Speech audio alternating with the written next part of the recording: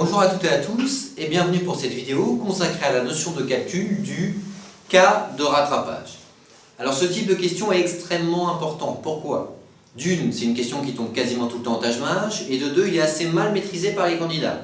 On va donc voir à travers cette vidéo une méthode de résolution extrêmement simple à appliquer. D'une part du tableau, la théorie, et de l'autre, on va faire un cas d'entraînement. Alors, le cas de rattrapage se divise en trois étapes.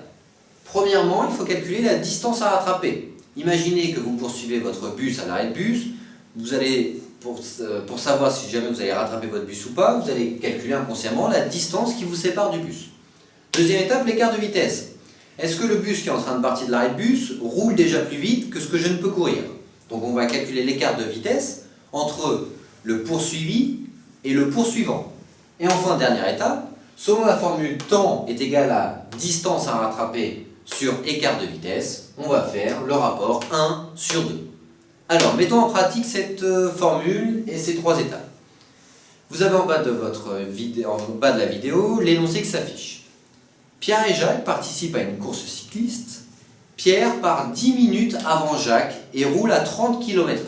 C'est-à-dire que Pierre a de l'avance par rapport à Jacques, étant donné qu'il est parti 10 minutes avant à 30 km/h. Donc on va calculer la distance qu'aura Jacques à rattraper, en d'autres termes la distance que Pierre a en avance. Alors on a 10 minutes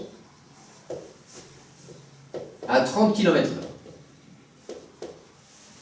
Concrètement, selon la formule distance égale à t fois v, on a 10 minutes, c'est 1/6 d'une heure.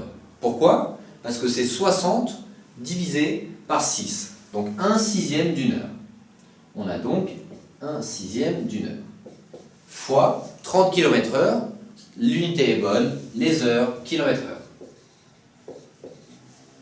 Ce qui nous donne donc 1 heure fois 30, le tout divisé par 6. Vous voyez, 1 fois 30 divisé par 6.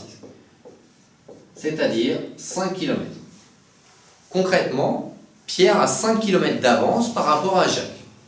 Deuxième étape, l'écart de vitesse. L'écart de vitesse entre les deux, delta, c'est le symbole pour l'écart. Jacques roule à 40 km/h. Donc 40 moins 30 égale 10 km/h. Ça veut dire quoi cette information? Ça veut dire que chaque heure, Jacques rattrape Pierre de 10 km, étant donné qu'il avance 10 km/h plus vite que Pierre. Donc maintenant que l'on connaît l'avance qu'a Pierre par rapport à Jacques au moment où il part, et qu'on connaît l'écart de vitesse entre les deux, on va donc calculer le temps de rattrapage nécessaire, selon la formule t est égal à d sur v. Donc distance à rattraper, 5 km. L'écart de vitesse, 10 km/h.